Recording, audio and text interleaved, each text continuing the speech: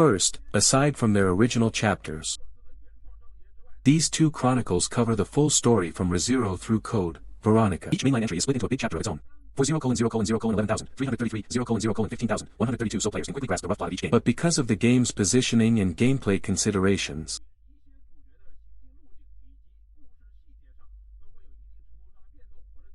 Here's a recent example from Code, Veronica. In CV, Steve first meets Claire because a machine gun opens up. In the Chronicles version, they basically recognize each other with a simple shoulder tap. Worth noting, while remaking the main scenarios, they also produced brand new CG and models. For old school fans who've been here since Retro, seeing that classic scene again is genuinely emotional. Also, both Chronicles titles released after RE4. Before that, the timeline between RE4 and Code, Veronica was basically a blank. Capcom expanded to new platforms, and the original chapters were meant to fill in that missing stretch of history. Since the story of Darkside Chronicles happens before Umbrella Chronicles, this episode will start with Darkside's original chapters. They were added to flesh out the backstory of Leon's rival in RE4 Krauser. Set 2 years before RE4, Krauser is still a good guy here. He's part of a U.S. military special forces unit. At the start, he and Leon, now a U.S. government agent, head to a small village in the Amazon region of South America. Their mission is to capture a local drug lord, Javier Hidalgo. On one hand, the government wants to take out this kingpin. On the other, Intel says he bought bioviruses and B.O.Ws through certain channels. So they're here to find out what he plans to do with them. Okay, since they don't know the area, they've already arranged a local guide in advance. But when they reach the rendezvous point, it's dead silent, no one's there.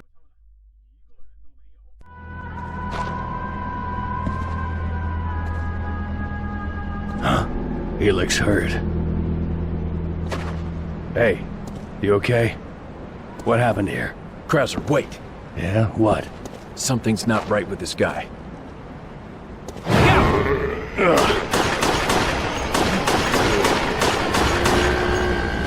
From there, it's the you all know talking, just fighting through. Along the way they learn there's been a large number of local girls going missing, something not in the report. As they push deeper into the village, still confused, they find half the houses have been flooded. Following survivors' cries, they enter a house at the edge of the village.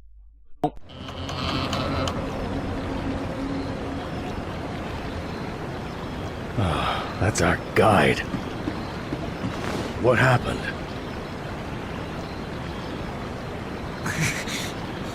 That girl. The girl? What girl? She brought devils to this village. She escaped from Javier's mansion.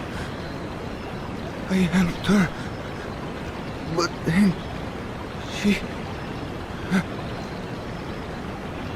Javier's mansion? Wait, where is she now? Hey!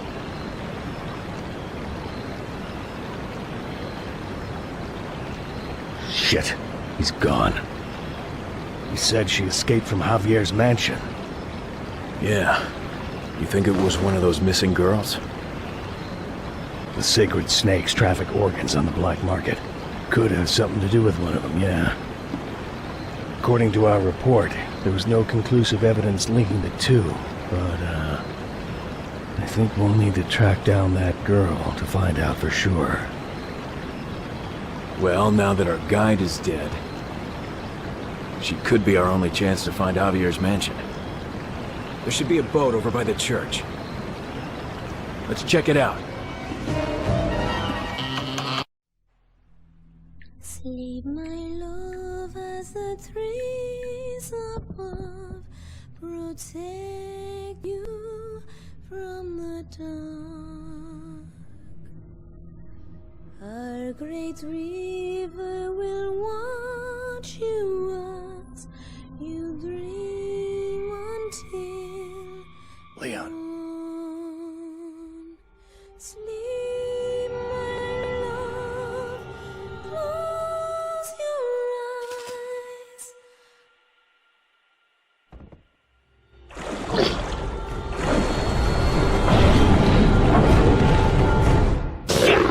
I shoot? This thing is huge! Shoot back!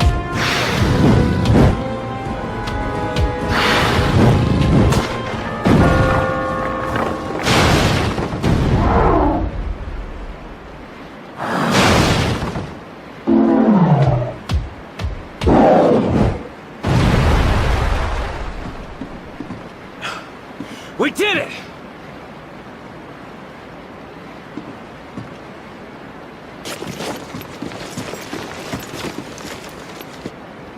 Leon, what the hell is going on here? Have you fought these things before? Look, fill me in. I need to know what you've been through. Everything. After rescuing the girl and getting on the boat, Leon tells Krauser about Retwo, how he and Claire fought out of Raccoon City.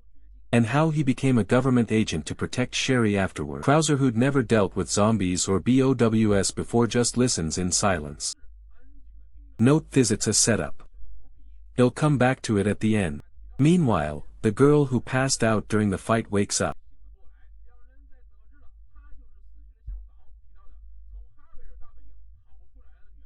They explain their purpose.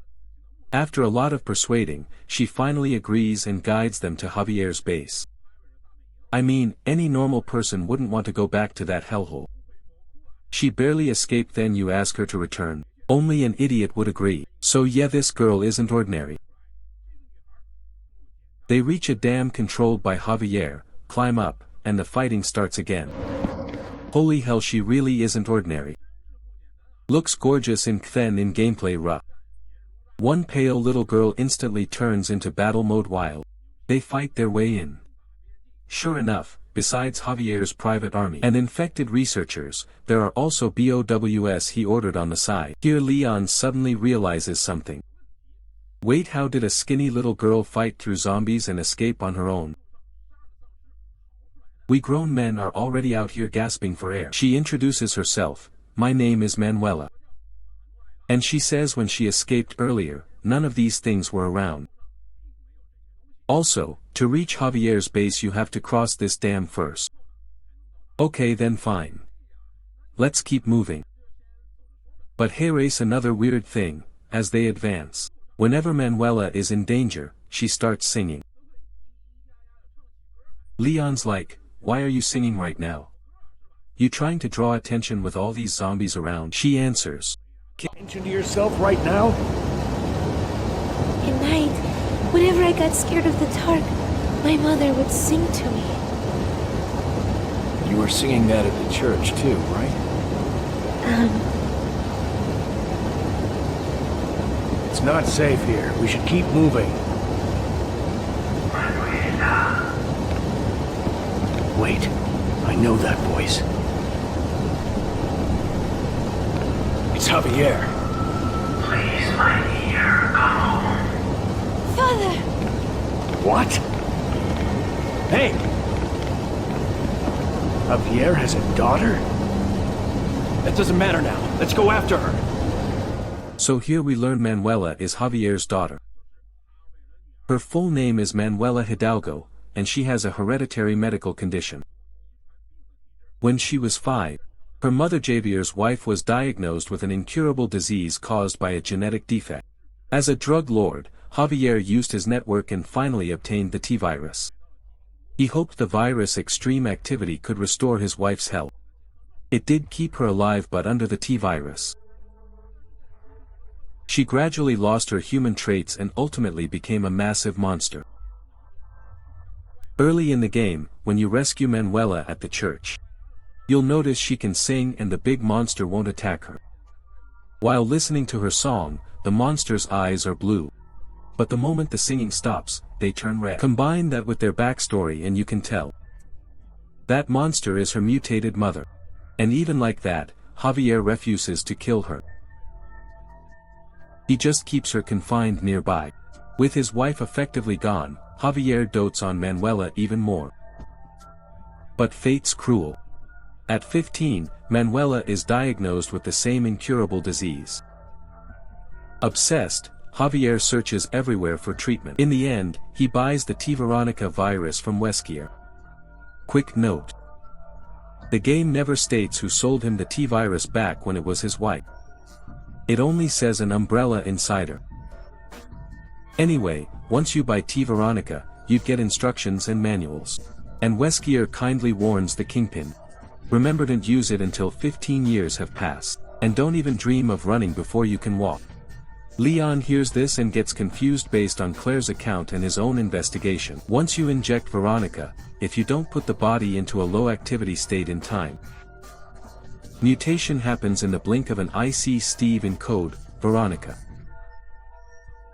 Also, Wesker only got Veronica in late 2001. It's summer 2002 now, barely half a year later. Even the Ashford twins' geniuses stayed in cryo for 15 years. But this girl, injected with Veronica, is not only conscious, running around just fine. So what's going on? In the standoff, they repel Javier and follow him back to his base. On the way, after seeing what B.O.W. can do, Krauser gets scared for the first time. He suggests to Leon, before that girl fully mutates, they should just kill her now. Otherwise, if she bites back when you're not looking, you'll be screaming for your life. Leon replies. Javier must know something about countering T-Veronica. Bringing his daughter makes her a bargaining chip. He even shows Krauser his mission orders. Krauser sees Leon reports directly to the president. Disobeying would cost him his career. So he has no choice but to follow Leon. While searching the base and fighting through, they reach a secret lab. Inside are piles of human organs and frozen corpses of girls. Combine that with the missing girls posters all over the village. Is Javier actually connected to the disappearances? Is he trafficking human organs too? Right as they think that, Javier appears behind them and reveals the truth. He has no method to resist T-Veronica's erosion of the body. To deal with organ failure caused by the virus accelerating metabolism, he's been kidnapping girls around his daughter's age for organ transplants. In other words, he built a massive organ bank for his daughter through abduction. My God, you're a loving father, but you're not a good man. Hearing this, Manuela explodes and cuts ties with him as father and daughter. With the overpowered protagonists already in his lair, Javier has no time to grieve. He releases his assassin to fight his mutated wife. The outcome is obvious, but this time there's a twist. Before dying, the monster fires spines from its body. One hits Krauser dead on. Meanwhile, Javier, having lost both wife and beloved daughter, gives up on living. He goes alone to a greenhouse and merges with the Veronica plant he cultivated. He becomes one of the largest B.O.Ws in the series, the Veronica Composite.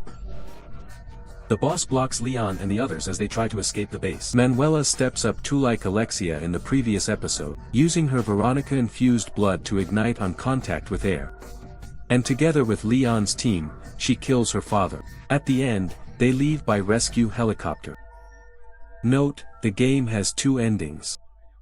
The key divergence is how long the final boss fight takes. Manuela is already weak, and attacking requires using her own blood. So if you finish fast, it's fine. Leon gets the girl, matching official canon. But if you take forever, you're done. She bleeds out on the helicopter and turns to ash. Congrats, you make one of Leon's rare failures at getting the girl. Darkside Chronicles also includes a small chapter like Krauser's inner monologue at the end. It retreads the late-game sequence from Krauser's perspective. You hear and see his thoughts and the process of his fall.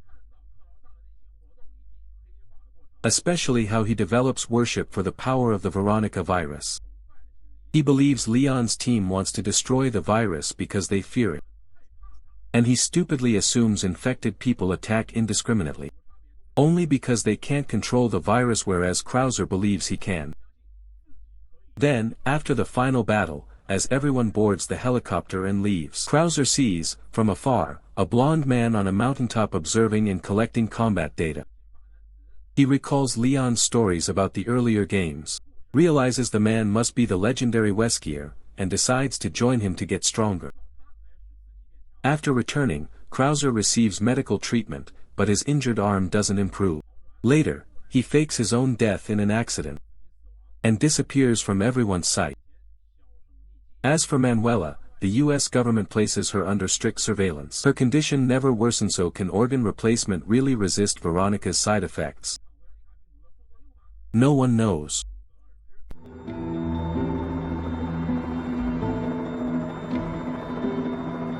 You're cruel, Leon. Couldn't you make her feel proud? She has a whole new life ahead of her.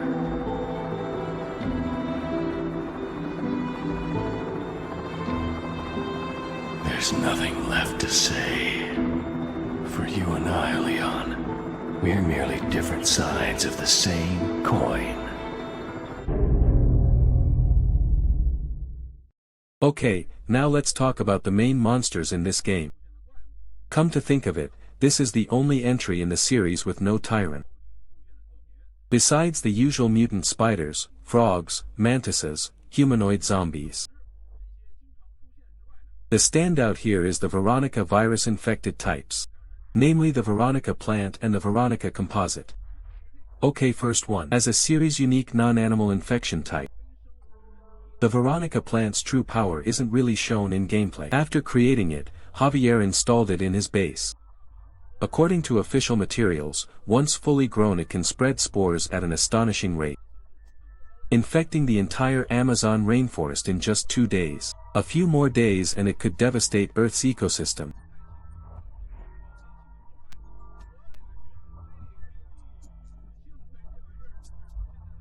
Also, about the early game Leon gets infected incident, there are 2 explanations.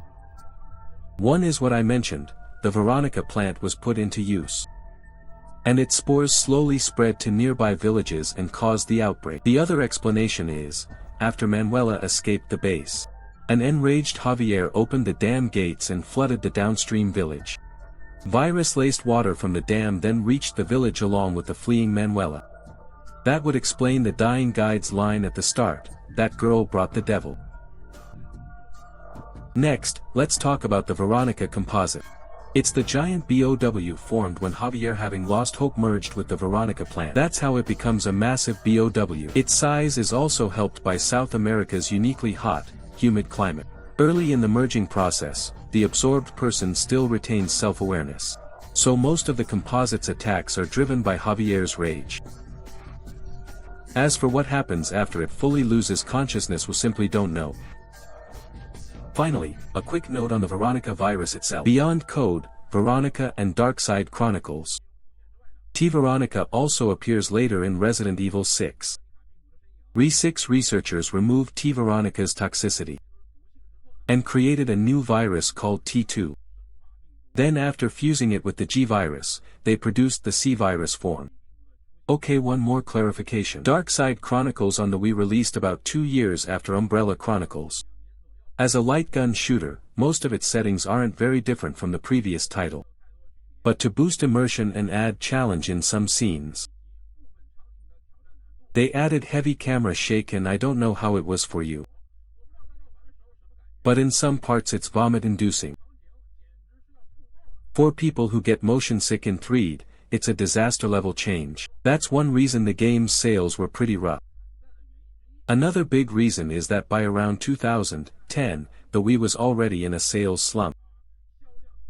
A lot of players hovering on the edge of the Resident Evil rabbit hole, after trying Umbrella Chronicles, felt playing Resident Evil on the Wii was exhausting and expensive, like paying to suffer. So even though Capcom wanted to keep developing the Chronicles subseries, players just increasingly didn't like Resident Evil on motion control/light gun platforms.